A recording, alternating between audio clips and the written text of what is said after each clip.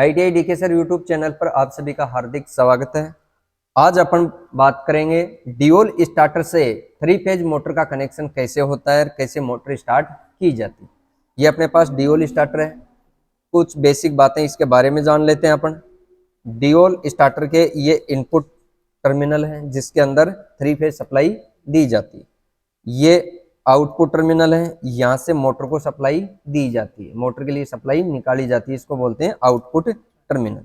ये होता है इसका प्लंजर जो एनवीसी के माध्यम से एक सप्लाई कनेक्ट करता है इनपुट से आउटपुट को। ये होता है इसका एनो जिसको बोलते हैं ओपुस, और ये एनसी इसको बोलते हैं ओपुस। ये होता है ऑक्सिलरी कॉन्टैक्ट। अब इसकी अपन कंट्रोल वायरिंग की बात करें तो इनपुट वायर से फेज उठाना आपको डायरेक्ट किस में देना है, एनवीसी में। एक फेज आपको एनवीसी में डायरेक्ट देना है, दूसरा फेज उठाएंगे कहाँ देंगे, एनसी के फर्स्ट टर्मिनल में, सेकंड टर्मिनल से उठाएंगे और एनओ के सेकंड टर्मिनल में। अब बच गया आपके पास एनओ का फर्स्ट टर्मिनल। इस टर्मिनल को कहाँ जोड़ देंगे अपने, ऑक्सिलरी कॉन्टैक्ट से। ऑक्सिलरी कॉन्टैक्ट को कहाँ जोड़ेंगे, एनवीसी। इतना ही है इसमें कंट्रोल वायरिंग का सिस्टम, कोई बड़ा मैटर नहीं। अब आपको पावर वायरिंग करनी है तो पावर वायरिंग के लिए आपके पास ये 3 फेज सप्लाई आ रही है, ठीक है। 3 फेज सप्लाई को तो कहाँ कनेक्ट करना आपको, इनपुट में, ड्यूल के इनपुट में। ये इनपुट है तीनों।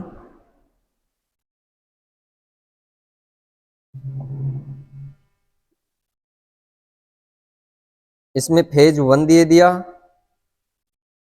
और सेकंड में फेज नंबर 2।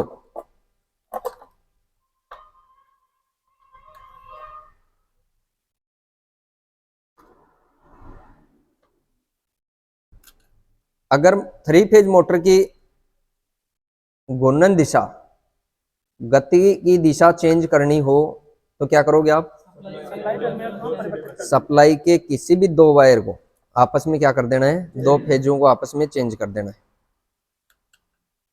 जबकि डीसी मोटरों की विधि होती है अलग अलग, उसमें या तो फील्ड के बदलो या आर्मेचर के बदलो। इसमें कोई फील्ड आर्मेचर बदलने की जरूरत नहीं होती है क्योंकि इसमें फील्ड आर्मेचर वाला सिस्टम नहीं है। इसमें सप्लाई 3 फेज सप्लाई में किसी भी 2 फेजों को आपस में बदल कर आप बदल सकते हैं।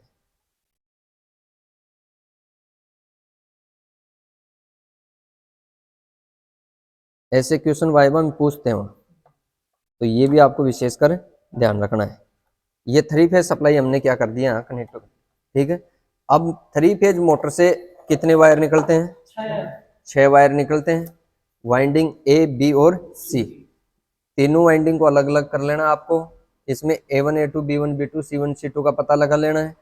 अब ये तीनों वाइंडिंग के 6 वायर हैं, इनको डेल्टा में कन्वर्ट करना है, कनेक्शन करना है। डेल्टा का मतलब ये ए वाइंडिंग होगी, ये बी वाइंडिंग होगी, ये सी वाइंडिंग। ए वाइंडिंग का ए लेना है और बी वाइंडिंग का 2 लेना है। ए वाइंडिंग का 1 और बी का 2।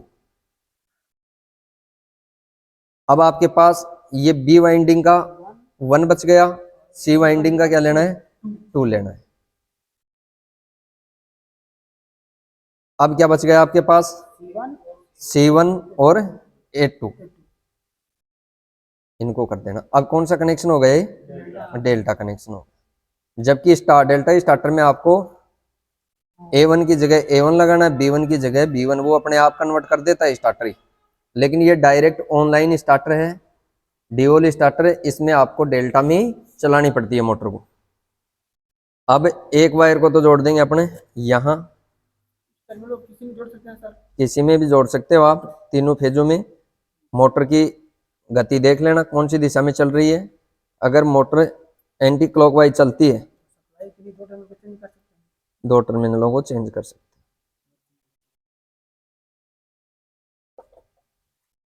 हैं। ड्यूल स्टार्टर से अपन 5 HP तक की 3 फेज इंडक्शन मोटर चला सकते हैं।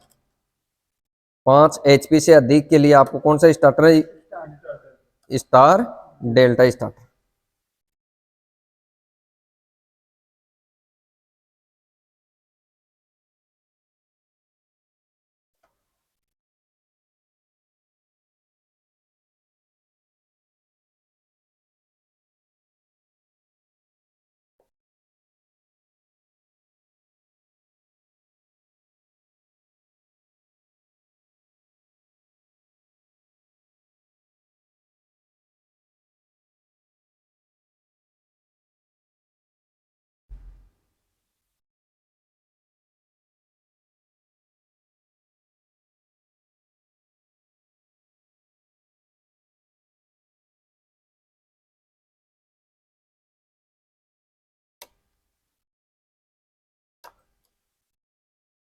ये मोटर का कनेक्शन हो गया आपका, ठीक है।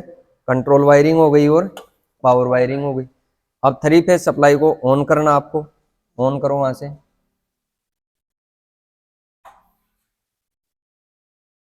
प्लस का है,